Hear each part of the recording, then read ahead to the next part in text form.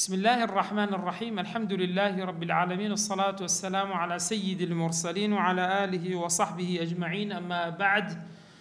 اللهم أرنا الحق حقا وارزقنا اتباعه، وأرنا الباطل باطلا وارزقنا اجتنابه. برزان السلام عليكم ورحمة الله وبركاته. لدرجة درس كان من لشرح منهاج الطالبين وعمدة المفتين إمام النووي رحمة إخوائي الليبي. أمر آخر الدرس من لباب لكتاب الزكاة كدرسي آخر إن شاء الله لدواوي الصيام دخوين بإذن إخوائي جورا. فصل أو فصل آخر لا مسألة الزكاة بس لتذكى بس فصل في تعجيل الزكاة وما يذكر معه. بس لا بيش خستني الزكاة دكا يعني إنسان برلوي كاتب سردا بالصورة دكري الزكاة بيش وخد بداتن وهروها أوي كلام بابتش بس دكري. إمام النووي رحمة إخواني بده فرمي فصل لا يصح تعجيل الزكاة. درستنيا زكاة بيش بخري فلام لمالك أو مالا حولي بي كما مال مان هي حولي يعني ساري بسردا بصورته مالي شيء حولينيا هسه مثلا معادن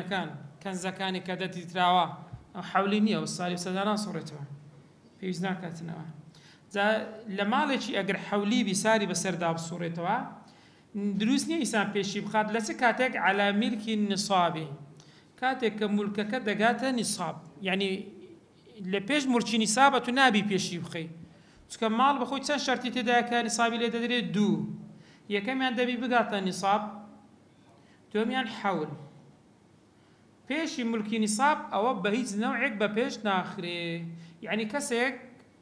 سينو سرمريها زكاتي لسرنيها ناكل اللي يستوى بردي الله دي من بالي يستوى من مرة شيء ليبدا ما نخير نوزنا مسقار زيريه نوزنا نيويه سكاتي لي ناكل أنا كاتي سندي بيست ساتونوتو بينز درهم زيويه ساتونوتو نويه بهيك درهم زيويه شيء تهر نجيشته وني أنا قاعد أدوسطي لو حالتها تانا كاتم نصاب أتون ناطواني بيشي بخي أول شرطية كم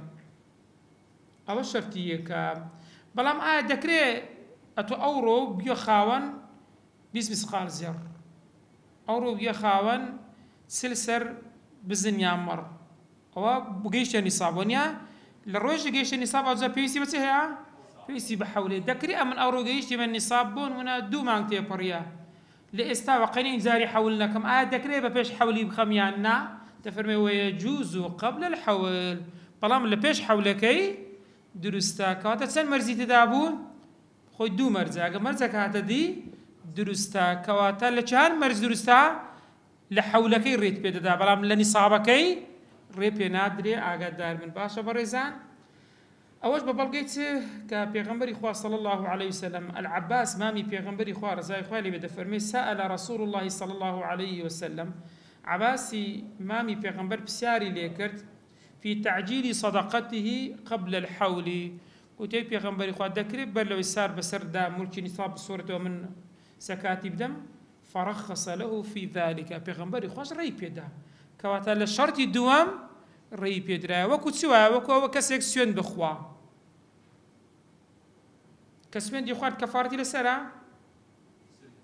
سريتي هر سيون ديك أصلي سوين كفارة السنية تسكاتك دبي كفارة دا شكاندن كواتا تسن مرزا دو سوين خواردن شكاندن كسيك سوين دي خوارد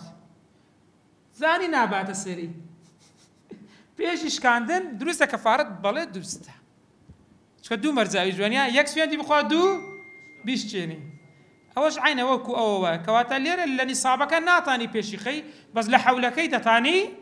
بيشي خي بس آياك بيش تخست هيز مخلفات هيجتي بدوا دادي يعني بالي كومرستيشي بدوا دادي استاك باسي عندك كواتا ليرا ويجوز قبل الحول ولا تعجل لعامين في الأصح لسرائي أصح بودو صلاة النبي يعني تبسن صار تاني بيش خي يكسر لحول كذا تاني يكسر بيشي بخي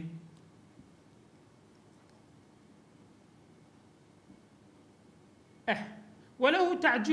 تعجيل الفطرة من أول رمضان أما لزكاة الفطر باس ما انكر قلت ما تسكاتك واجب دبي شوي جشن حر لداخل بوني مغرب را داخل أتو بزانت سلي ديتنوا أتو داخل وقتك درستا تدبي بدي بلام لباش نويجك أو لو كاتي نويجك تاو كتدسي بيشي بسي دبي تبكي زكاتك بدي هتا هوارش بوتها لإوارك الروي تكون حباري تاسع كواتا لكنجي داخلي وجوبوي للشوكي حتى كنجي دمينتن هتا إيواري روجي ججن أو تبوتي لو كاتانا بدي لإيواري روجي ججن تأخير تكرت أتو تازا زكاتكش بدي لسر اللادتي بلام قون حبار دبي الوريك كم ترخميد كرديا بوي لزكاة فطر دفرمي وله تعجيل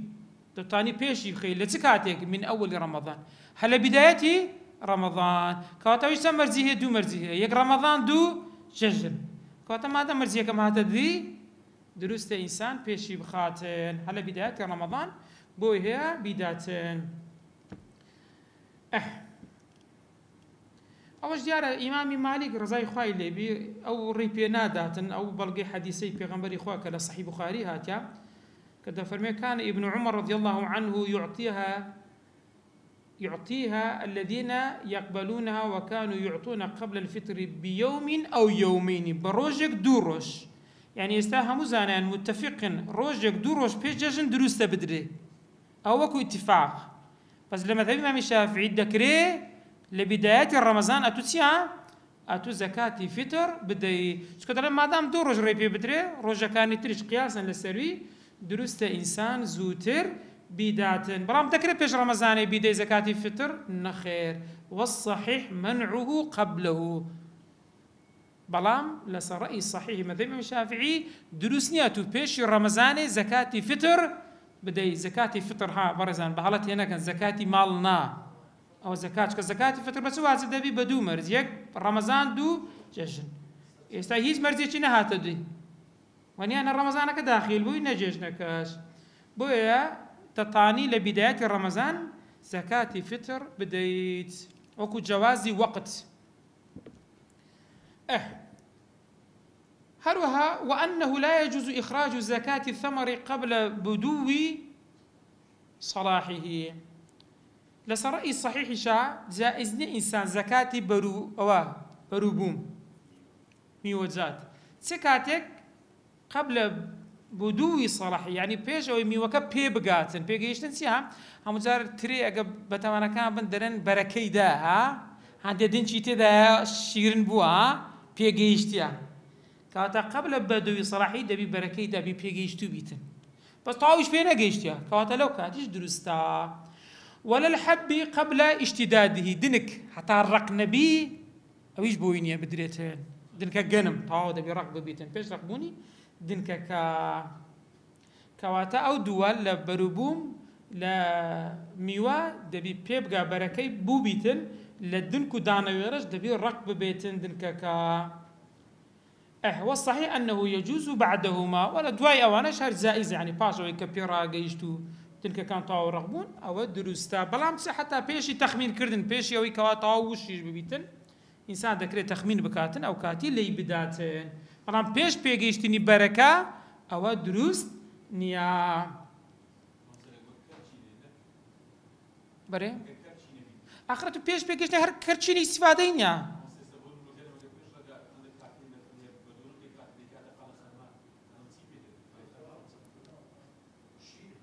آخر طاو دنك كرق بربوان أو دبي بريال سو بدري أو قبل الاشتداد يعني قبل الاشتداد ني أجر كرار ريبي بدري تنكوا دروس تيستفاد لذكره أو كده بفتوى لبو بدري بزين ريبي بدري يعني جرانترا وشرط إجزاء المعجل برزن أجد داربن أو يسابون مان ذكري إنسان زكاتي بيش حولكي خوي بدا فلا من ديك شت هي بدواي داد دبي بزان يقلو أنا أقدر مرزي هي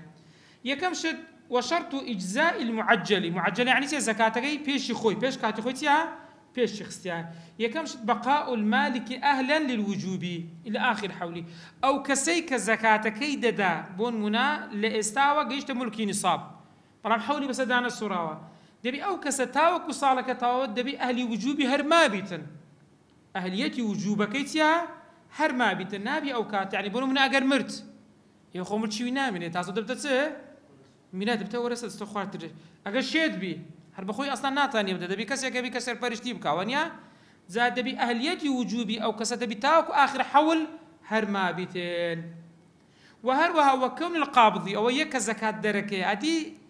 زكاة ورقرك كبيد قلت لي قابض فقيرك هجار الندارك وكون القابض في آخر الحول مستحقا أتولي استوى في فقيرك الديتوكاك ولا بداية الصال ورا فرما من زكاة خم دمته باش ولا يساوي قرد بس هو شش ما جي بينس ودولة مندو منتي بزكاتنا ما الآخر حول أو استحقاقي أو زكاتها نخير وجي استاد باسا كين سيلي كين سيدا قرد كريتن كواتا أو كسد بيتسوي تبي تآخر حول مستحقي أو زكاتي يعني فقير بكتو بدريته قيل لك إن خرج عن الاستحقاق في أثناء الحول حتى دري أقل أثناء حول لأثناء صالك لاستحقاق للشاين بون كوا زكاة بيبسي لم يجزه جائز نبي بدريتن جائز نيا بيبدري أو مالا معجلك لاستاوى دراوا بلا ما ديك خلق زكاة يعني بيدا دولة مندوبة زكاتي ترى لا يضر غناء بالزكاة غناء بالزكاة بلا ما قبل زكاة دولة مندوبة أو زررين لبرسي سك إيش زكاة بوتيا دولة ممكن حجارة كانت دولة كزكاة يعني بيدا دولة مندوبة أو درستا بلا ما بس دولة مندوبة استوى حاليا بمال زكاة أو درستا بس بمال زكاة نقب بخوي دبني كابرا هبونا يعني اشتيتش بوها يعني مراتي بوها يعني اشتيك بو أو حالتين نابتين وإذا لم يقع المعجل زكاة أجر أو زكاة كددري تعجيل بيك يعني بيش وقتها حتى درا نبو بزكاة لم يقع المعجل زكاة نبو زكاة أو مالا لبس مانع ريقريك أبو يعني بون مناتو كبيت دابلا مو كابرا دولة مندوها يو حقني بدريته لو حالتي تفرمي استرد أو كزكاتي بدا مالك سيدك لي ورد قرتو بلان بات شرطك تفرمي إن كان شرط الاسترداد إن عرض مانعون يعني تشيبي قلت كاكا ورا من سكاتي من واستاقيشتي من نصاب بلان حاولي بس أنا سرعته من تفقير مديتي جودا ما يبدأ متو زكاتي تبدتي بلان بمرزك قدار با تاكو تاي صالة هر لو حالتي ما بي اگر دولمند بوي بيزقل زكاتي هو ما في خومة سيا ليد وقرموا ما في خومة ليد وقرموا هو لو حالتي بمرزي دانا كسكا بمرزي دانا لزكاتي زكاتك معجلة والأصح أنه إن قال أقوي قوت به أدقوي نقول سلدي وكاتي والأصح أنه إن قال لكاتك الزكاة معجلة كي بدا بكسها جاركات سيبيقو قلت هذه زكاتي المعجلة فقط قلت كاكا وزكاتي من بيش وقتها من ددم أو دا يقول سنو أولو حالتي استرد بوي هي بجرته بوي هي لي وقرتوا لبرتسيتكو قلت زكاتي من معجلة بي قلت يا بكا براي قلت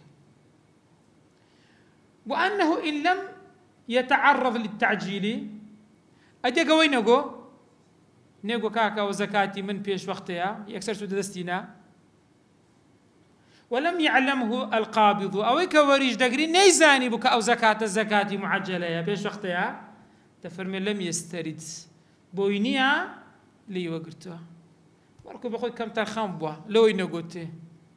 ونيا دبا بيش وقت بيبري أديك خلافيان لما بين دروس بوا وقوتيا من وهم قوتيا وقوتي نخير ودنا قوتيا تذكري وأنهما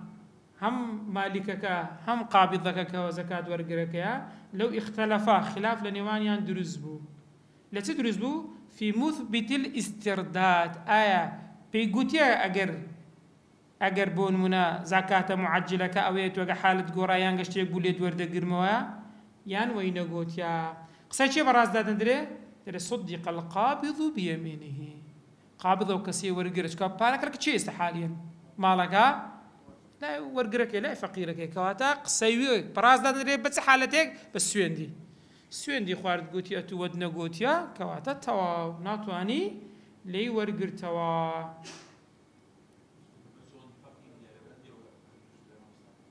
لەبەر چی؟ نا لێرە قسەی نەکردیە، مادام قسەی نەکردیە ماڵەکەش درایتەوەی ئەسڵ وایە هەلەک نەویبی ئەتۆ غێر ئێستا شتێکتدا کەسێک ئەسڵ وایە ئەو مڵکە بۆ چێ مولچیوی کە تو لێی وەردەگری و حالەتێکی جیاوازاوە کەواتە ئەسڵ وایە وەکو خۆی دەڕوا دەبێت و بیست سەلبێنی کەوت نەگوتیە. هی نەشی سەلماند کابرای قابڵی لە بەدەستی چێە وەرگرەکە هەژارەکە مادام سوێندی خۆرتە قسەوی بەڕازدان درێ و لەلای ئەو دەمێنێتن. ومەتا ثەبەتە هەر کاتێک سابت بوو ئیسترداد یعنی پێی گوتبوو ئاگاتە ئەو حالەتەی بن هەر کاتێک سابت بوو کە پێی گوتبوو. والمعجل تالف ئەو کەسێک کە بە فەقیرەکەی دابوو ئەو ماڵە زەکاتی کە پێی دابوو لەناو چوو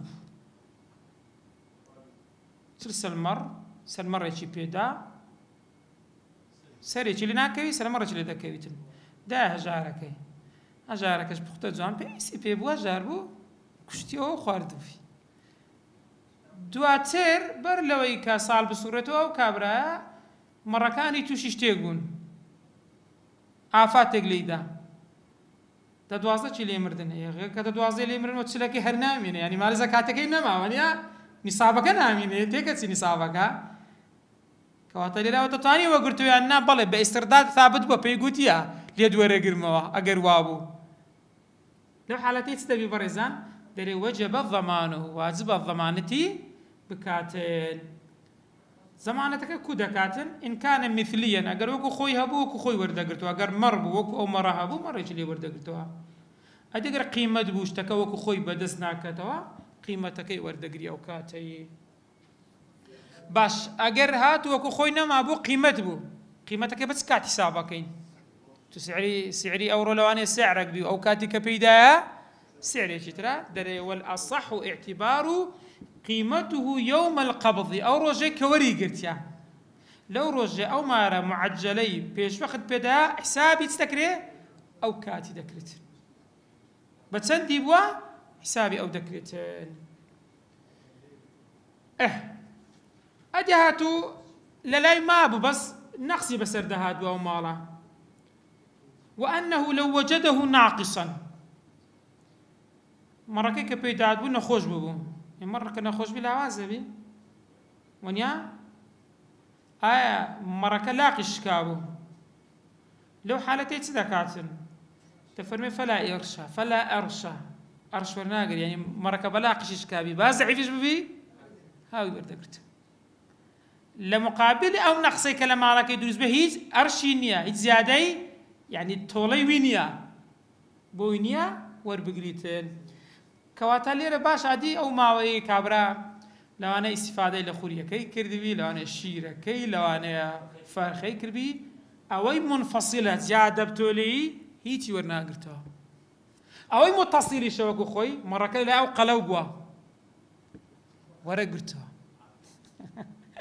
كواتا ليرة أوي زيادة كما كان متصلة يعني منفصلة أجر منفصل بو الروي أجر متصل بو ورده قرتو كواتا لكن كابري أجر أو مرة زابو زود وجهي نابو دفت أي يجاركية والنايداتها يعني سلم يجاو شيري لي خواردي أو هيتي ناداتها أقدر بين أو زاردين سر تأخير كردني الزكاة إنسان أجر زكاة التأخير كرد دواي آفة تجي بسردهاش تجي بسردهات صدقات تفرمي هو تأخير الزكاة بعد التمكن حول بس الزكاة دا الصورة أساس استعجال من باس كرعت بيش خستن منيا أدي تأخير كردن زكاة تأخير كردن الزكاة بعد التمكن تمكن لدرس رابردو باس ما كنتان بدو مرزة يك مالك لبردستي بي كابراي خان مالا دو فقير هبن فقير كان زارته مالك هي بس مستحق نينا أو هش سنفة نية أو بينا قلت لي تمكنك تواوني أن آمدا نيا تفرمي وتأخير الزكاة بعد التمكن يوجب الضمانة واجبوني استكاة ضمان الدكاة شون يعني واجبوني ضمان الدكاة وإن تلف المال أجمارك لا يكابري بتلفتسو لا يصح بمال كاتي دهات فقير هبو مالكش اللي بردستيبو بلا منيدا تأخيري كرت مالك لك نوي عفاتك ليدا شتيشي بسرداحات زين سيد كان صدره وإن تلف المال أو ذا لأي كمان أو وإن تلف المال أو تاوكري كما سيد كان عقدار وتأخير الزكاة بعد التمكن تأخير كل زكاة لباش تمكن يوجب الضمان واجبوني زمان دكاتن وإن تلف المال أجر هاتو مالك اشتيا بتلف بروات بتلفش بروا لبرئي بتقصيره لانيا تأخيري كرديا ولو تلف قبل التمكن أدي أجر هاتو مالك لكن ببلام هجار نبون يعني هجار هبو بس مالك هيش تناقيش بودستي أو هيش التمكن نبوا أدي لو حالتي تشي تلف بو فلا زامن نيا زامن نيا أدي ولو تلف بعضه هندي شي تالف بو هندي شي ما تفرمي فالأظهر أنه يغرم قسط ما بقي يعني تسون بريزان بينش حشتر ساندي لذا كوي شاتك مرق ونيا قبل التمكن يعني بنون مالك او بينش حشتر لك النبو يعني لك النبو حجار أصناف كان إلا النبو تذكى لو حالتي تبني حشتري كان ومرت سندميني سار دار الدميني أو تبقى باشا فالأظهر أنه يغرم قسط ما بقي لتساركي ددا بس تساركي سندي دداتن ها مرة شديني دكاتة بينز بش نانك مرة شزاي أخوي مرة لزيادة سن حشتريا بينز يعني كاتب يوم مرة كانت سن بش بينز بش سن بشي ددا سار بشي لدات سار بشي لداتن لو حالتي وإن أتلفه بعد الحول وقبل التمكن أدقر هاتو مالكك أتلفه سوتان دي أو دغلوداني أبو أغريتي بردا يعني مرة كاني هرسة لشويني شي تساق بباريزي كم ترخمي كرد قرجيش لو مران ما شاء الله زيرك هاد بناه مرة كاني كت بلا موتسكاتك بعد الحول لباش سي لباش بلام قبل التمكن ببيش سي بيش تمكنك يبو زكاتك اللي سقوط دكايا سقوط ناكاتن ترى فرمي لم تسقط الزكاة اللي سري سقوط ناك لبرتي شو كم ترخم بوا لو قال لمر خوينا بكاكا يعني لو مالي خصو تانت لو كم ترخمي تكرت يسويت لو كنت ما سقوط دكاتن شو هيك كم ترخمي تشدان ابو انا ابو بس او كم ترخمي تدا ما دام كم ترخمي دا لرزكاتك السقوط ناكاتن زالو حالتي أو كهجارك لقى صاحب ماركي كذبت الشريك لا لو بشكبون من أبوي داد لمال زكاتك تفرمي وهي تتعلق بالمال أو زكاة تعلقه بيوست بمال بيوست بمالكي أو مالك الزكاة ليدكوي تجور التعلق تجور بيونديك تعلق الشركة تعلقي هاو بشي وكو هاو بشي يقوابن واتهر مال الزكاة تا واجب أو زكاة ورقر كان بأندازي زكاة دبنها وبشي خوان مالك يعني ليرة هجارة كان دقر صاحب مالك وكو تسوانك بشي كان لبي هي دبنا الشريك لقولك دادري وكو الرهن وفي قول تعلق الرهن وفي قول في الذمة يعني لا أستوي دبيتن بويدا فرمي فلو باعه قبل إخراجها أجر هاتو فروشتي بر لو يدريب كات يعني زكاتي كد بسري هسا تو فروشتي بر لو يتسبكاتن زكاتي اللي يبدا قبل إخراجها فالأظهر بطلانه كابرابون منا سلسر مريه سلسر سارج بسر دا سرعة زكاتي اللي ندا هسا تو فروشتي هرسلي فروشت سينويان بيعكي درستيه كان أو بيع درستيه أو بيعتها دروست نية لبرتت ولا قولي به زكاة تعلق الشركة الشركاتها هاو بشيها كوتو دك كزك هاو بش بي كزك تفروشي ويتك عقاي لي نبي يعني بشيش تفروشي أو زائز نية سيونو يك بشي خوتا درستا بس أو يقلي كدمينه كزكاتك يا أو هي درست نية بود فرمي قبل إخراج فالأظهر بطلانه في قدرها لأندازي أو زكاتك كتيكوتوا لو ما على كيدرا بلام وصيحته في الباقي بلام لو كيدرتيها لو كيدي زائسة درستا كسب سيارين يا بريزان سينسا كتاب الصيام أواش كتاب يجي سر بخوي بريزان سرت بەڵێن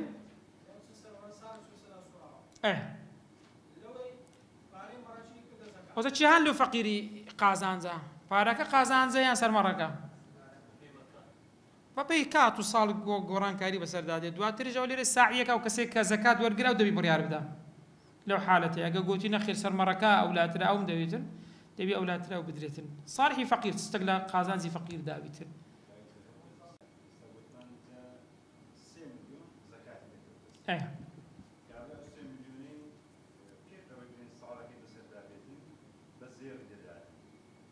يعني ديناري كردا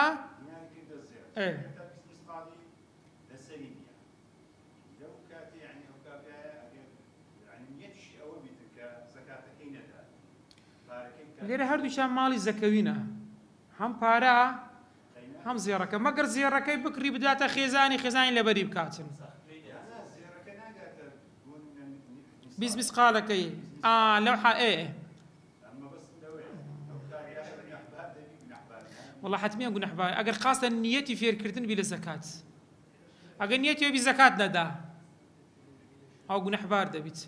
بالي فرمو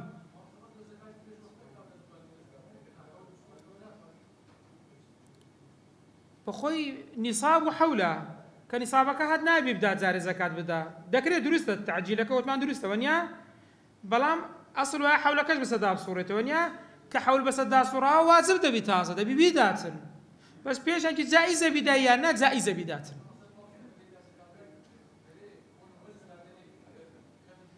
أو بيش وقتكي مرزا بيش وقتكي معجلة كدر كاكا أو زكاتي من بيش وقتها تحولي بس دانا صوريتوا أجر هات وآفتك لمالك إذا اشتيك بو أمن دتوانا مليد وقرموا ما دام بيقوتيا أو درسته نا كصار صورة وشاني نامي نتعزا نخير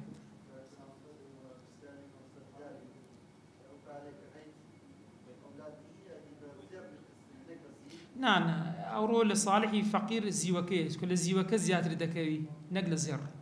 تيستاقى بزير حساب كي لو أنا شحف مليون تالية كي بس أقى بزيو بي أوصل وزان بتسمو 2 مليون نيو بتسمو ها كواتا كان صالحي فقير آيات لحف مليوني بس أروح حساب كينيان لا 3 مليون كان قازانجي فقير يا سوريني خلق 3 مليون هي بلام كم تر هي حف مليون وهج مليون يا بيوانيا كواتا الزيوكا دائما الزيوكا نقازان زي فقيرة أو حساب ذكري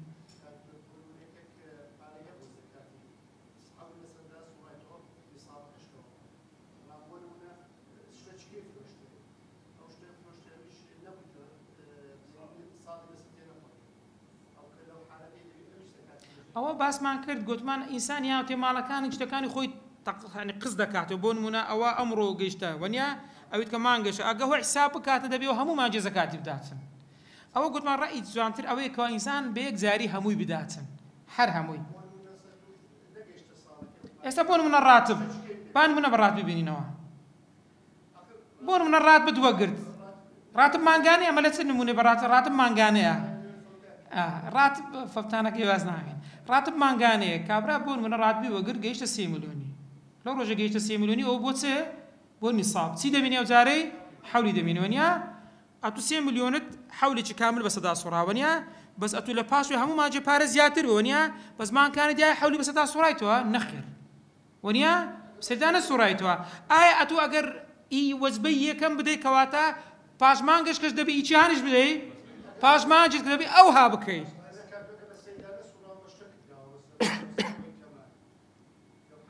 حولي نديت يا إيه توريست تاني بيش حول بقوري بس فيري التهرب من الزكاة نبي نا تهرب زكاة نبي درست استاتو بارك لما عليه ساري بس دانا الصورة يا زمان جيب صورتها لو خو سارك تكري لو خط ساري خو زكاة لنا كبي خانيك انه خو كري بس تكفير نبي يعني نقل والله دبا خانيك ما هي دبا او بارنا بس ما خانيش كش دم قينا با شنش كدين باوسينا ويدعني شي سن ما بس التهرب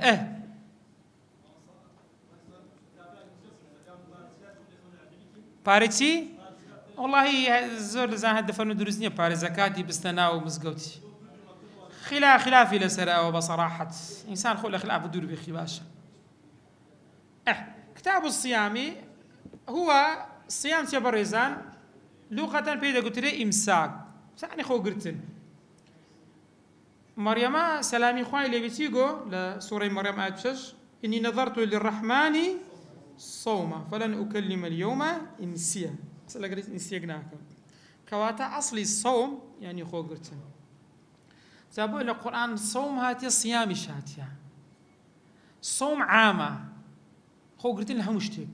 الصيام بس خو قرتن لخواردنا بوي خوي قلت فما كتب عليكم النار الصوم ودير الصيام كواتا الصيام ما بس بيتناتيا لخواردن ومفتراتك يعني كرجو دشكينيتين اي او مسألة واجبوني شي بو حتى بيغمبري خاص صلى الله عليه وسلم كتفرمي بني الاسلام على 5 يقلوان تسبو صوم رمضان كباسكرا كان جي واجب كرا بريزان لما نجي شعبان صالي دومي هجري لما نجي شعبان واجب كرا بروجبوني ما نجي رمضان سن ركني هي سي ركني هي بريزان هي كم صائمة وكسيك بروجو دبي دوميا نيتك يا سيميا الامساك عن المفترات خوغرتن لها مواني كوار روجو دشتشيني بابزانين روجو كاتكي تشون واجب دبي دفرمي يجب صوم رمضان واجبا بروجبوني مانجي رمضان بتي بإكمال شعبان 30 يعني شعبان بكينا سيروش زواجبونا كشي ديارة ببي أو بلغاني باس ما كرت هروها معلوم من الدين بالضرورية وهركس يكبري روجو واجبنيا بي كافر دبي مگر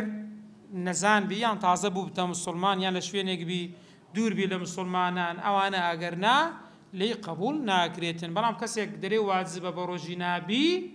أو بي كافر نابي بركوت كان حاكم مسلمان ديجري دجوري دكاتن ياك ما تار رمزان خرابي لسمنة تهوارد ناني ناداتي لما غريبان جناني بيش دادن درو ناني بخو بروجيكا بروجي كواتا حكمكي هركسي جاحد بوجوبها بي كافر دبيتن بريزان آقا داربن بس واجب دبي قوتمان بطاو كردني سي روجي مانجي شعبان يان دوم يان أو رؤية الهلال يان ديتني مانجي يكشوي رمضان پیغمبر خدا فرمي صوموا لرؤيته وافطروا لرؤيته بوديتني مانجي يكشوي رمضان بروجيبن وبوديتني مانجي يكشوي شوال روجي خوتان بش يعني بي كانت ججن فإن غم عليكم أديقر هورو هيرو ديار نبو فأكملوا عدة شعبان 30 شعبان يبكنا سي روجي كإمام بخاري جرايتوا كواتا بس قلت مان واجبو برؤية ببينين ونبو رؤية شو رؤية يكدبي برزان تفرمي وثبوت رؤيته بعدل يكس يعني ثابت دبيتن ديتني ما جيك شو بيكسي كوا عادل بيتين أجر آسمان بالنصاب لو حالته أجر صافي نبي يكسبي وكتسي ابن عمر زاي خواي اللي بيدا فرمي ابن عمر بخوي ما هلالي يكشوي ديت فأخبر رسول الله صلى الله عليه وسلم خبري ببيغمبري خواه سلامي خواه لي بذلك فصام وأمر الناس بصيامه بخوي برجبه كنت خلقش برجبي يعني بديتني يكسر بس شيء عبد الله كري عمر كأو إمام أبو داود جريته ابن حبانش بس صحيدانا هروها ابن عباس ده فرمي أعرابية كاتلاي بيغمبري خواه فقال إني رأيت هلال رمضان قلت يا من هلال رمضان مديتها فقال أتشهد أن لا إله إلا الله شهادتي كخدا هيك خداي بحق تنها الله قال نعم قال تشهد أن محمد رسول الله شهادتك محمد رسول الله قال نعم قال يا بلال أذن في الناس فليصوموا غدا تاي بلال بان بدو خلق أقدارك وبابياني تبي ورجوب كاتا وبديتني يكاس وفي قول أو مقابل قول شيء ضعيف شيء فرمي عدلان دبي سان كسبي دبي دو كسبيتين بالين شلون يعني يكذبين؟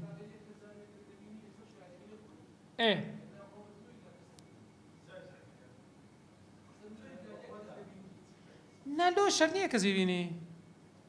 زاني بيني ماتي اما سبحان الله من هم زارق سيد وارده كمان جرى رمضان انداد هم خلق دبنا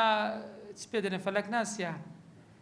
بخوي ديدني ما جرى رمضان برزان اقول بتمنى كان قديم لقند كان سير كان هميان شوين يان ديار كرديا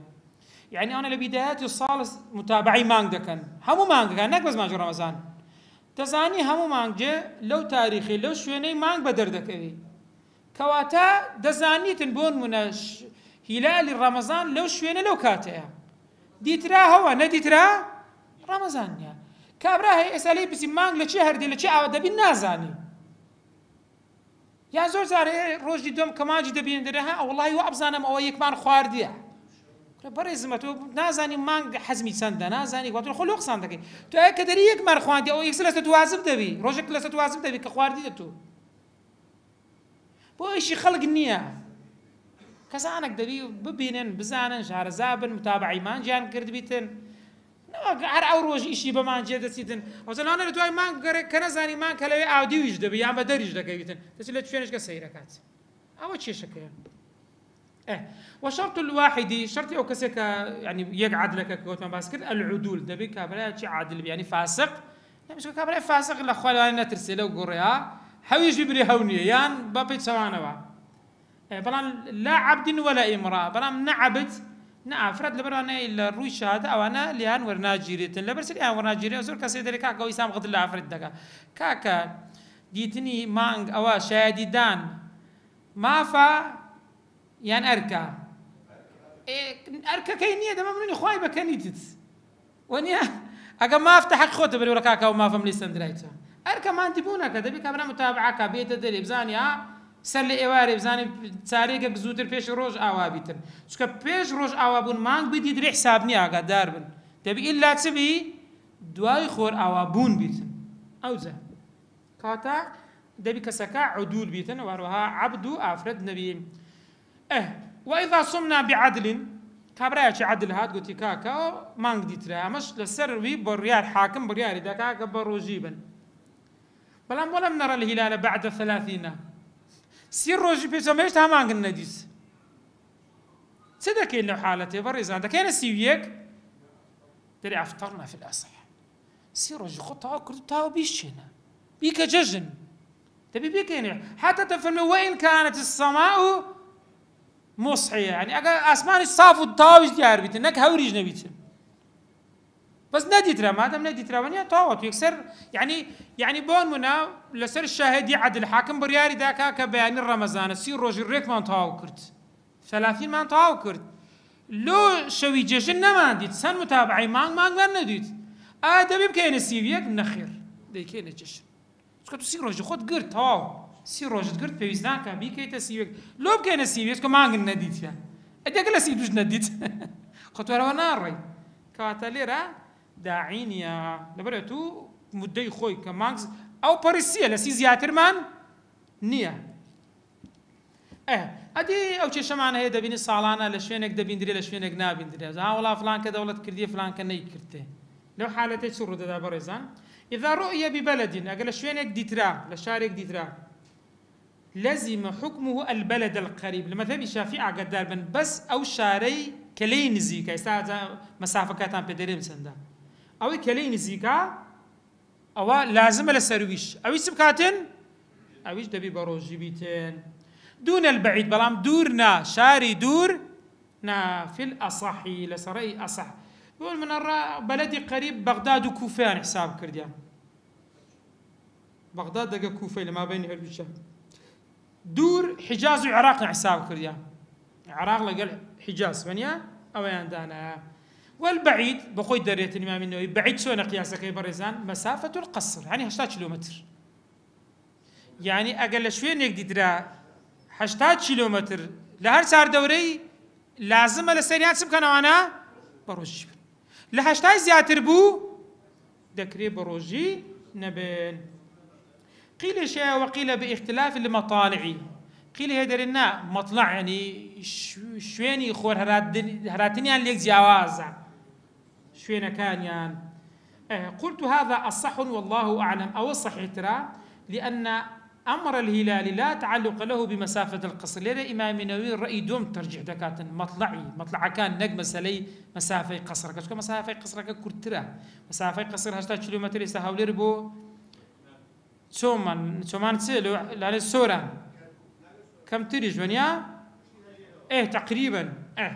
أويت إمامي نويد فرمي اختلاف مطالع يعني كاتي خورات تريان أو كاتبة ديار كرا بريزان دفرمون أوش با بيستوصار فرسخ تقريبا بكات 32 دقيقة دانا بكات يعني هر شوية نقلوش شوية نقدر 32 دقيقة زياتر كاتيان يعني بقول من لو بانجداني عشاء بانجي دا 32 دقيقة زياتري بيتو أو زلير بانج دا أو دروس أول لجروي بروجي نبي أجا أو دجوي نيديد بيتن أوش ببلغيت بريزان أو لصحي مامي مسلم كقريب دجرتوا دفرمي أمن بخوم هلالم للشام ديد الشام كبرن سوريا يسا ماجي يكشوي رمضان بينيم دري باشان هات مديني كقرامة فقال ابن عباس بيكتب متى رأيتم الليلة قلت له كان جي هلال رمضان تاندي قلت ليلة الجمعة قلت ما شوي جمعة ديت مان قال أنت رأيتها وخد ديتت كريب قلت نعم كريب قلت بلى بخوم هو خرج ديتي خلق بروجي بنو معاي كري أبو سفيانش كبرن والي ويبو رزاي خالبي أيش بروجي بو بلا ابن عباس يقول فرمي لكننا رأيناه ليلة السبت بلا أما الشوي تسكاتك ديت معنا شوي شمّا يعني روجك تواي أوان تفرمي فلا نزال نصوم حتى نكمل العدة بلا ما لسر رؤي خوما ضروين أما لسر رؤي يعني كوات المدينة لسر رؤي خوي رؤي اعتماد لسر رؤي يوان نكرت يعني أجر وبا تبع بريكاك يسمى روجك مان خوارديو دبا دقوانش كانت سه جشن كوات أو برؤي خوي كردي قلت يا مان نخير أولا حتى تشيبيجو فقلت أولا تكفي برؤية معاوية وصياميات اكتفانا كيف بينني معاوية وبرجمني قال لا ابن عباس قلت نخر هكذا أمرنا رسول الله صلى الله عليه وسلم أو بيغمر شيء أمري بيكردينا كواتا الليرة أو بلقي لسراوي مطالع اختلاف هي نية هي بس لا غير مذهب إمام الشافعي إمام أبو حنيفة وإمام مالك وإمام أحمد دليل نخر ليكشف يعني عالم إسلامي ديترا ذكري هرها موسيا لقد يكبر الجبن حسن دا ورأيي زور زوانا ذكري وربوع مسلمانان خلاف يعني اليوم خوان النبي خاصة نقرأ مسلمانان خوي يقول إن شاء الله بياني درجات بوكر نوبونا خان كياني خوانا ذكري هرهم ين بيكات بس أورأي بروجيبن أو كاتي الدبي حتميا شوق دستا لو يبستو هشتا لو يبستو حفتا بس هو بيغمبري خواب شو يعني اختلافي مطالعي بي كردي يعني ثم ذا بشافي لسر أو رأيه أو حديث رويجتنا وإذا لم نجيب على البلد الآخر أدقر واجب ما نكلس بلدي آخر كأوان تيا أوان كبعيد دور ترن كلا سريا واجب بي فسافر إليه من بلد الرؤية كابرا لشوينك سفري كرد سووي يعني تبون ولا شويني تمان قديتيا إساتو إلا بلدي خو مان قديتيا سفرت كل لبو شوينك لوي أوان لقى تمان جان نديتيا يعني روجك لدواترن فالأصح أنه يوافقهم أصح هذا موافقي أوان بكي في الصوم الآخر لجهان لروجي آخر حتى دري وإن كان قد أتم 30 أقرهات وسي روجيش لأنه بالانتقال صار واحدا منهم طالما لير لا إتمامك والله أعلم زياتر أو يعني بون منا أتوقع شوين يخد بيني أوان لكن توبو بيستنو لكن أنا بوسي أتوقع بس شوين شاري خد كي تبيستنو رمضان بس إيمان سندا سيك هذا بيأتوا لي ربي كي تتسن تبري والله عمل شوين يخون بريك كتيمة يسالوي كرتيانة جيجن لكن أنا بيستنو ونا أتوقع متابعي وان دكي بتسه بس يتوقع هتاسي أتوريت بدري بلام نابي بكي سيويك لو حالتي تذكيتو روج آخري لبيش خلق خواردن ناخوي مساك دكيت احترامي روج كي دقري احترامي وان دقري أدي أقرب بيتواني ومن سافر من بلد آخر إلى بلد الرؤية أدي أتولوي هاتي كلوي الندي ترابو هاتي لو شوني كدي ترابو لو حالتي سكي إلى بلد الرؤية تفرمي عيدا معهم لقوا ذاك هذا الجزء قاتل الهرب سد بيتسبكيتو نبي تابعي وان بخلافه ودرزنا كي بلا ما تقر هاتو كرت جزن بلا ما تبيستو هجدو ده فرمي وقضى يوما روز شي قصدك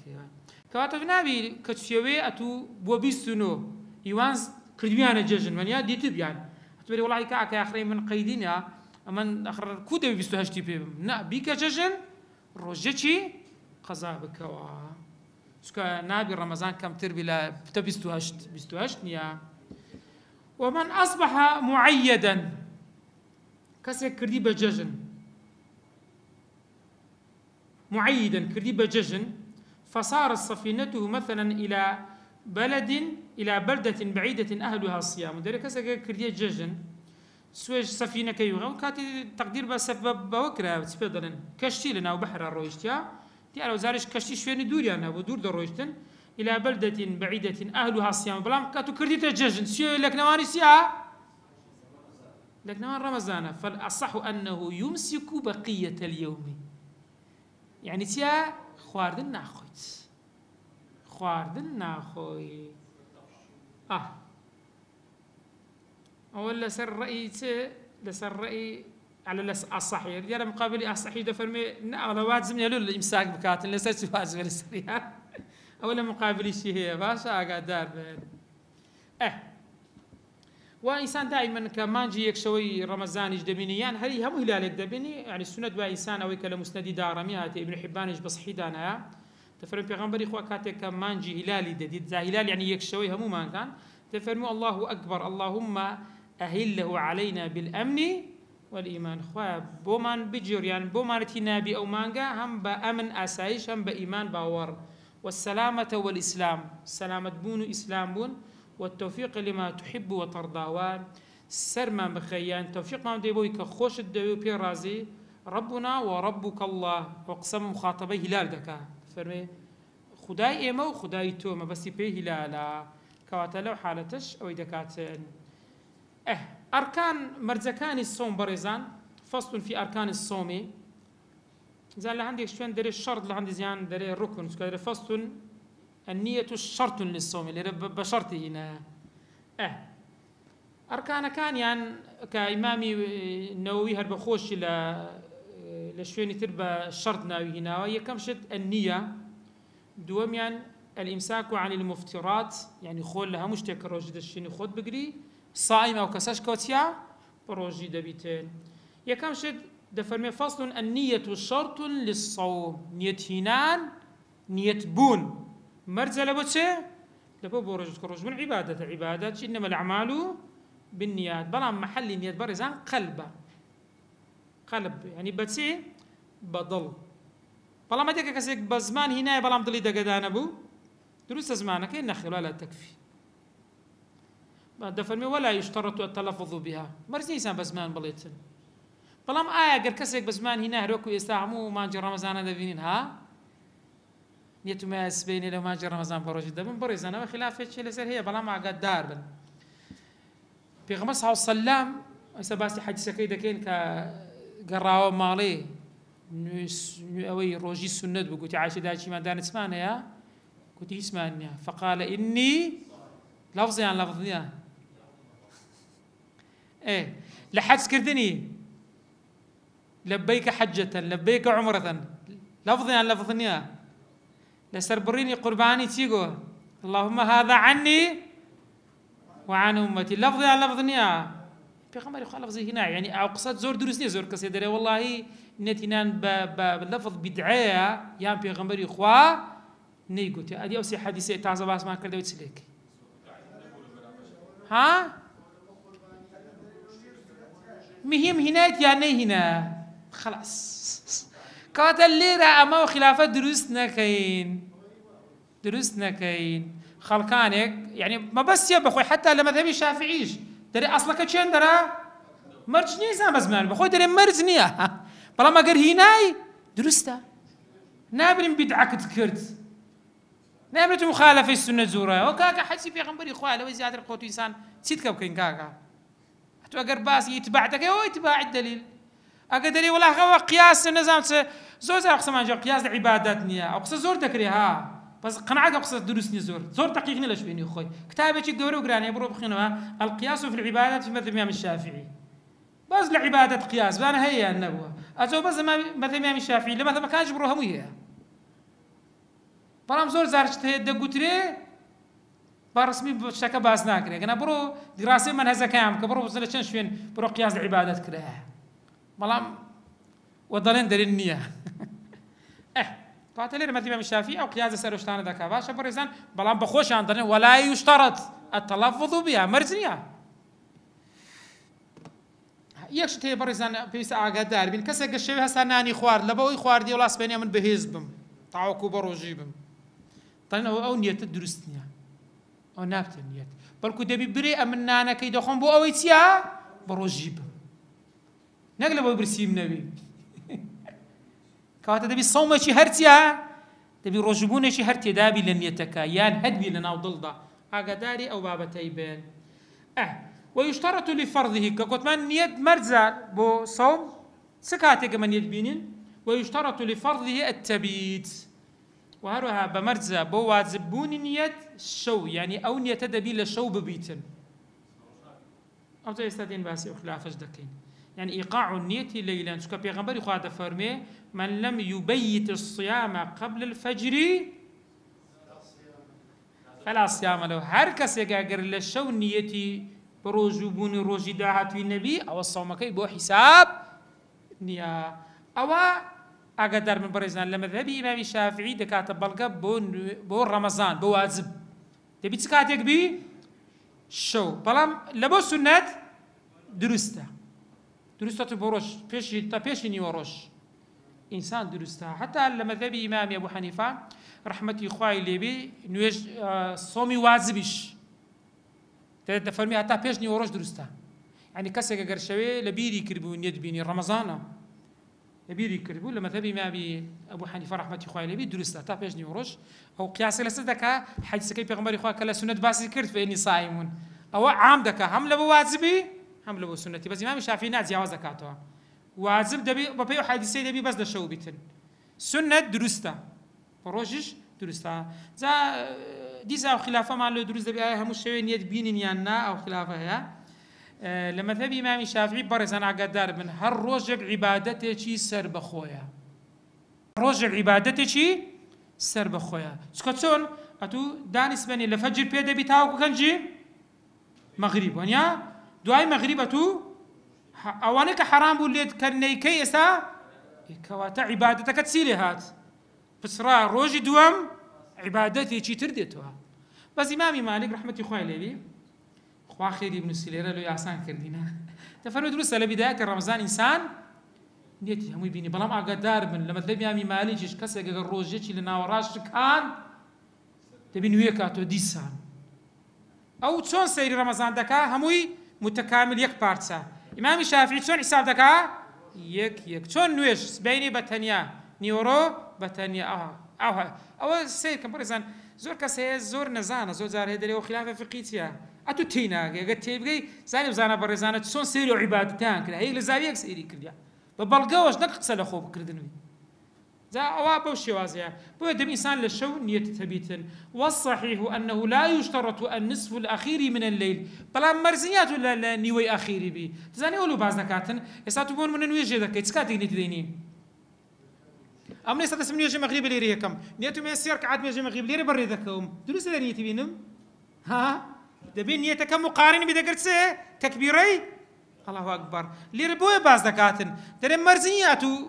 لسيتش اخير بي يعني برزياتو بيش نويجي بياني هنجي نتبي درسته لبدايه الشيء درسته اول الري بدا درسته على بدايه الشو كداخل بوي نيت تبي كسبينت يا بروجي بي وانه لا يضر الاكل والجماع بعدها كبر نيتي هنا ما زور كسين ويجي عشاء وجماعات تراويح عندك وين يدين ونيا باش في خواردن دخوري لو انا كسبي جماعي وانا مفترات ونيا ضرريني او درست يعني نيتك درست بيزناك دنيا تشكا لو جسم بينيوا او انا لا يضر وانه لا يجب التجديد اذا نام ثم تنبه ادير كابرا نويجي عشاء نيتي هنا ما دي يلاقوا النوس شي باغا هاتوا بيزا كاجي سانيتي بنتوا نخير سكتوا لنا الروج بروجي بي بنوي بخوي هيك شيء نيا كواتا واش كاري جارين يا بيزناك نيت دوباره بكيتوا ويصح النفل برام نواجي السنة درسته بنيتك قبل الزوال زوال كاتي زوال داخل بوني سيبرزان نواجي نيورو بيش نواجي نيورو انسان درسته نيتي بينتين هذا شان دك عندك مرزي هي سباز دكا ببلغيا وجهك كبيغمبري خو حتى لا يعيش داتي ما دارن رزاي خالي هل عندكم من غداء خواردن تان هي قالت لا، فرموين خير. قال فإني إذن أصوم من بروجي دبم. يعني قالت وقال لي يوما آخر زارج كهاتوا أعندكم شيء خواردن تان هي؟ قلت نعم بل خواردن هي. قال إذن أفطروا، يعني قرنيتي نابو. قلت كهاتا دايشتشينم وإن كنت فرضت الصوم أقتي يعني نيتي بك بروجي بلام ليرا شكان ديو دارا قطني جرايت يوا أزالير درين غداء أو عشاء أما ويكتشي ما نبغى غداء در اسم لما يؤكل قبل الزوال. هر خواردنك بيش الزوال بخوري بيدا قلت لي غداء أدي عشاء اسم لما يؤكل بعده يعني لباس زوالي بخوري أو بيدا قلت لي عشاء. وكذا بعده في قولين قولك بالضعيفة غدار من در لباس زوالي درسته أو قولا در لباس زوالي درسته بلام عقاد دار من لسر قولي معتمدي الصحيح بيش يبرن زوال. والصحيح اشتراط حصول شرط الصوم. تبي مرزكان الروجيه مو هاتدي يعني ايش مرزكان يقلا انا امساك تنابي تسخار دبي لنويجي بياني لفجر تا او كاتي نابي يسخار دبي نيت نينا نابي يسخار دبي مرزكان بيت دي بودفر من اول النهار بس بي فجر يعني بون من كابرا اخوانا خواسا اگر كافر ببي او هيك يعني بون من خواردي جماعي كردي او انا هم افتراض او انا هيك يعني نابيتين بارزان ذكر انسان تعيني نيتك يعني بون من نيته ما بياني لما نجي رمضان لبو خايخو فرجيبم الله اكبر او ها ترى يجب في النية ولا النية واجبة التعيين في الفرض تبي ديارك بأن ينوي كل ليلة أنه صائم غد من بياني بروجتك هر قلت ما لما تبي الشافعي هر روجك بخوتيا عبادتك شيء متكامل السر بخويا كمالي أو تعينت سونا برزان كو دياري كان برين في رمضان نيتم بياني بروجي دبم نقوان دا بروجي دبي تروجك لو أنا كفارة بي لو أنا نزر بي لو أنا قضاء بها لا رمضان أن يومي الصوم غدين كان نيتي وبني كبيانتها بروجي بي لا تبروجي بي عن أداء فرض رمضان هذه السنة لله تعالى أو أكمل كدر أو هايا أو تيستاتي عندك خلافاتها تفرمي ما منه وفي الأداء والفرضية والإضافة إلى الله تعالى خلاف أو سيعتبري أداء نقضى نيتمي من بياني بروج دبم أداء ها بياني وتعينك هيزو وتعين خلافي تداني دبيتو دياري كبري بياني بس أداء لسر مواظبة ترى بيزنا قد كمان جرى مثلا هربخو واجب لك هم كسا واجبة هو إيه أدي لله تعالى أو جرى بيزنا قد كون روجي هربوشيا هربخوها دري أوانا خلافي دا قبل بير تامبي لنتينان لنويش كردن نويت فرض المغرب أداء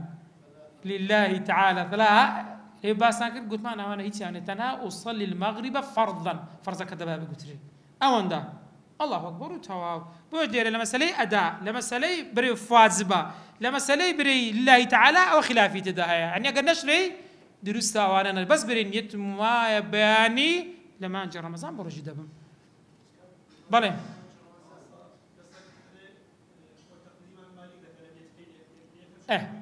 دروستا كل كردين الساعة هذا أتوليرك كتقليدي ويدكي لصومك هم تقليد قالوا لك هندي تقليدي كي لهندي شيء نايكيت والصحيح أنه لا يشترط تعيين السنة في ذاك بري ماجي رمضاني أمصالي نح تي آخر تصدر يتوبون من اللي تعين دكي كانوا يجك روجك تياب بيانيا ما عندكش رمضان أو دويتاو في زبوناك أتبري فرزة في زناك بري أداء في زناك بري لله تعالى يعني رمضاني أوصال آخر قينا كابرا هي بروجي دبيتن ما نجي رمضاني لو أنا قزاب كاتو يا لو أنا قرد تبيدلن كفارة بيتن لو أنا نزر بي آخر أنا رمضان يكون كابرا هي مسافرة قصري تبريا سري واجبة بروجي بيا واجبنيا لباش أمنكم قزانا كمان ترين دروسنيا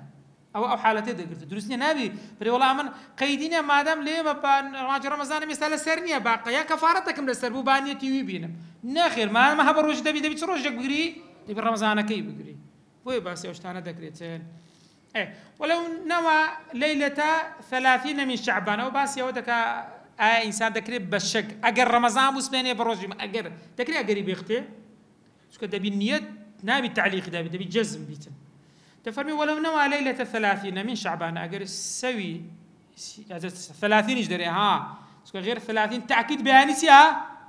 أو بياني تأكيدك كرمضان هذا شعبان سيدتن رمضان ديتن كسيك نيتي هنا شوي سيامي ما نجي شعبان صوم غد بياني لتسي للرمضان برام تيجو إن كان منه أو مرزي بودانا أو تعليقه تفرمي فكان منه سبين شستا والرمضان يجبو أو نية تدرس هذا فمن لم يقع منه أو بوي تدرس نابت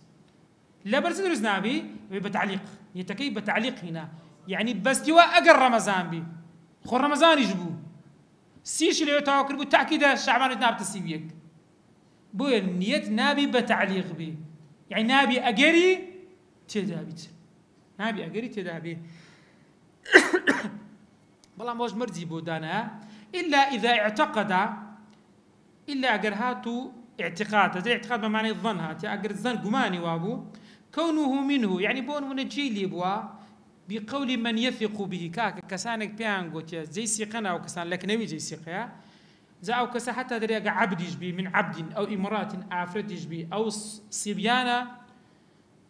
رشداء رشيد من يعني تعقيدك لأنه كتصرفات يعني درسوا أوانها إلا ما قربوا حالتين يعني لبتي استوى برجوا لو كسانه وري قرتك بيان رمضان لو حالتي لو انا وري قرتها او لو حالتي درستا اگرنا او ليره بتي كريتي برسان زيوازي او لا قربيتيا او يسروا يقينا او يظن شي دكوتي او ظن ان حكم يقينياتي هي او ظن حالتك باس ما كرت الا اذا اعتقد يعني اجرك هي خستبوه بس اعتقادي وكونه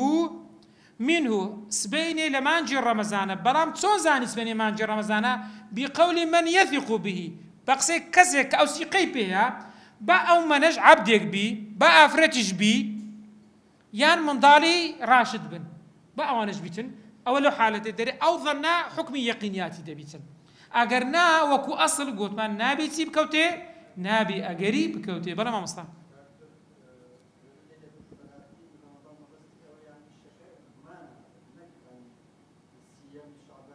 ليرة شعبان تنازم لك نتو رمضان نا او حالته ما يشتغل او جواز او داخل بو او حالته جواز ده ويسه باز ده كيسه ايش باز ده كاين شككي بله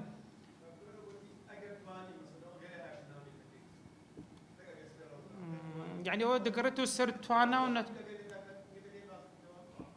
بخواي طاقته والله اعلم باورناك ما هو شيء شلا وكدرس كسكو انسان حتى العباده تريجت وهذا سينويج دكاي قرتوانات هركاتك نتواني ثاني بدانشتن بكن ويس قلت ما هذا بكري ونيا بس صوم هركاتك تواناي انما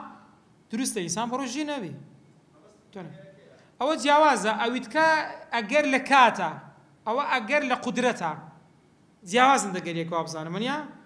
جوازه كواتا لقدرتك والله اعلم ريد ادري بس لا مسألة تبيضلن تكتبون منا حموكز لنيت كشوي نيتي ديني كسبني بروجي بي توانا هي ونيا سبني لا سامح الله حالي صحيح تكسو تدرس تكسو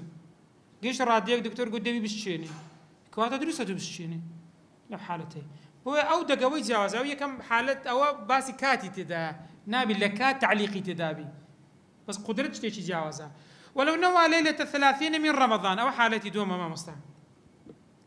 اگر هاتو شوي الصيام لمانجي رمضان نيتي هنا شوي الصيام يعني كذا كان بيستولو لسرسي قلتي اگر بياني رمضان بو ولو نوى ليلة 30 من رمضان صوم غد ان كان من رمضان اقس بين رمضان بو كذا كان سنة والصيام ونيا تفرمي اجزاه او درستا لا برس درستا شكو اصل واسبين ايش روج يقول لتسه لمانجي رمضان ببتسي بس ايه اويدك حالتك تي شعبانك وكنت سوا سيروج تاو كردي بياني سيا رمضان او تجاوز ما مصلح ودلي بلام للشراح كان هميان ضلين نا ما مستعد عبارة كان سيرك ولو لو ليلة ثلاثة بن ليرة علماء كاتك باسي دكان ما بسيان ليتسيا ليرة درنسية كتاو ببيتن سبينج رمضان بي أو قصيتوش دكريت إنسان براس دابني تاني بيسنوش بي لو حالتش أجا قوتي سبينيس يعني بون وانا بيسنو لسسيج بيقول سبينيش بون رمضانيش حتى نيتك بويش وما دام تعليقي كتينا بي چونك أنا ليرة جوازي كان بس دكاتن ليه سيا كم رمضان دري أصل بتتسن ببتسي يعني أتهنية رمضان هي بس لو يتكلم شعبان لابد تروانيتك لابو رمضان درو أو يتهل رمضان لو رمضان يا عظم جوازيان أيه ونيا لما نجيك لو ما نجيش كنيا لما نجيك لو سيم روجا هر تكملة كي خويتي أحبوا لو أجزاءه ولو اشتبه أو حالتي اشتباه كردن أو اشتباه زيادة البرزان درب وكسق أسيرة لا شيء غرفة كرا يعني حبس كرا يعني هاو شيواني وانا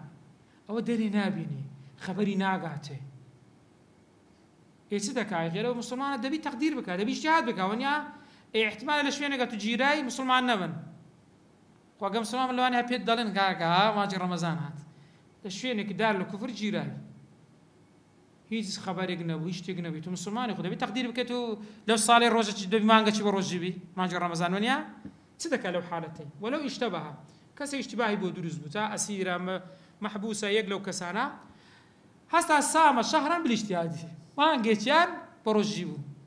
بلان باجتهاد ها يعني بليك دانويتشي خويا ويكا لتوانا وطاقتي خويا او تسع قياسي كردياتي كرديا او حالتي خويا سن حالتي هي برزان سيدك حالتي كان فإن وافق صومه بالاجتهاد عندك عبارات من الشرح كيف بتاندخين ما بخو فإن وافق بس تائرة أجر هاتو أو ما جرى رمضاني كبروجيبو باجتهاد خوي موافقين رمضاني يعني سيام باش بيبربو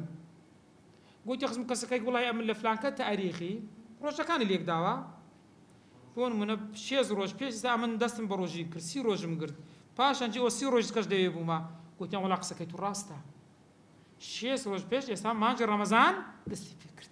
كواتا او روجيك او بروجي موافقي سكرت او بوي بردكوي او دبت اداء ادي اگر هاتو وافق ما بعد رمضان او باعتقادي خوي هسه قلتي والله من بروجي ما جرى رمضان بروجي داي بربو هات جراوه قلت والله يا من تازه اورو لك من رمضان خلاص بكره قلت انا ما اجي شوال او كنت اي شوال بونونا يعني موافقي باش بس اقدر من ما اجي شوال ما نجي ذي الحجه اشكالي هي اقد داخلي او دومان قبيله ما اجي شوال دبي روجه تشي بقرتوا روجي كم ججنا دروسني انسان بروجي بي اقل ما اجي ذي الحجه بيتن صار روج لي بدكيت دبي صار روج كسب كاتن دبي قزام كاتو بس بون من بعد ما نبي ما كان يتربك او دويتي دانيا اقل موافقي باش رمضاني كرت دي صار دفرمي اجزاه اوش درستا بلام او بس يبو حساب دبي وهو قضاء على الارجح او بقضاء على الاصح بقضاء بو حساب دبيتن يصير لزاتي او مانغا كيترا دبل ولا باش كاتي كرتها فلو نقص ادي اقر هاتو ببركته شهرك الذي صامه يعني او مانغا او بروجي بو باجتهاد بروجي بو بلام نقصي كردبو نقص الشهر بالاجتهاد وكان رمضان تاما لزمه او هستا باجتهادي خوي بروجيبو بسنورج بروجيبو قلت كاكا ومانغا بالسنويا باعتقادي خوي باجتهادي خوي دواي كبر بوليشان داوتان كاكا ومانغا سيروج هذا لزمه يوم واحد يوم اخر دبي روج كسب كاتوا دبي بروجيبي كان ادي ولو غلط اجا عليك الاجتهاد بالتقديم كبر ببو قلت والله فلان كم مانك بروجيبون اشتر رمضان داخلنا ببوين يعني او بيش وقت بروجيبوا صدق الحالتي وادرك الرمضان بلا كيش تناول رمضانش يعني صار روجي قرتبو بيش رمضان استحانيا كبر بو هيش تهل نفسها ناو رمضان تفرم اللزيمه صومه دبي توبك روجا كاني بيش وقتي شلوي بس حسابه بخير بس ندو حساب دبيتن والا ادي قلنا قشتنا رمضاني يعني او ما كاو بروجي ببو هشتا داخل رمضان نبوين فالجديد فرمي وجوب القضاء دبي ما كي قضاء كاتا لا رأي جديد إمام الشافعي دبي ما قايس بكاتن بقاتوا أو حالتك نازم جيتان ليبو يعني أو آكري شاري آكري عقرة أو شتوه الرويدا هسه أنا بروجيبونا لآخر الروجي كباني خليك وكان جزن كسق لمصدت يت مشاكل جا آخر ذاك كاكو رمضان خلاص كذي وباني خليك وكان جزن كنت ساكن قلت من لبيها تيما شعبان خلاص وسبيني خليك اللي رمضان دابي وقت فقير أنا هستا أنا ياك ما يجد كذي بروجيبون يعني رمضان لك نام وش يسرش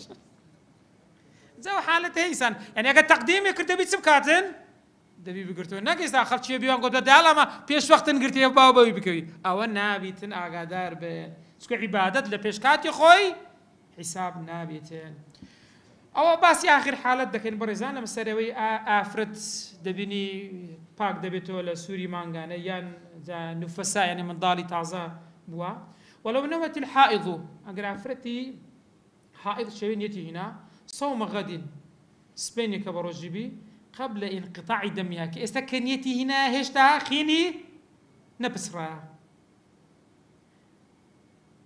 بلام ثم انقطع يتي هنا دواتر خوينا كيسبو بتسرا بلام هشتا داخلي روج نبوينا يعني داخلي فجر نبوينا سيد كان دفرمي ثم انقطع دمها ليلا صح لرنيتك درسته حرصان نيتك شي هنا هشتا خيني نبسرا أو درسته بلام دفرمي إن تم في الليل أكثر الحيض أو دائما بو أفرتان الدرسته برزان تبيني أكثر حيض أنجو ولا حيض باس ما قلت ما بازر وجوانيا تبيني حسابي كرتي أسوي له باز دي تواو أو شو دبي بقناعتي ودبي سبيتن خلاص بيتن بس هسه ولا حظاتي أخيرتي يان وكذا تفرمي قدر العادة قدر عادة زور مني أفرتان شجر روجا بيز روجا تبيني أول شاشمين روجا لبين زمين روجا قدر عادتي بخوي دزاني أفرد بخوي دزاني ونيا حسدك أشو خلاص دبيتن بلام هيش تاخين كمك ما نيتي خوي دينيتن لو حالتيتيا في الصحيح أوانا نيتكان درستا بلام أجر هاتو داخلي فجر بون خين هات خواري باشنجي أو درست نابت أقدر أو ليس نيتكيبو أنو تكبيش انقطاع الدم دبي نابي دبيتن دبي بيش وقتش دبيتن بلام بو درس بون روجكا دبي خوينكا بيش فجر دابي دبي قطع ببي وصلى الله على سيدنا محمد وعلى آله وصحبه وسلم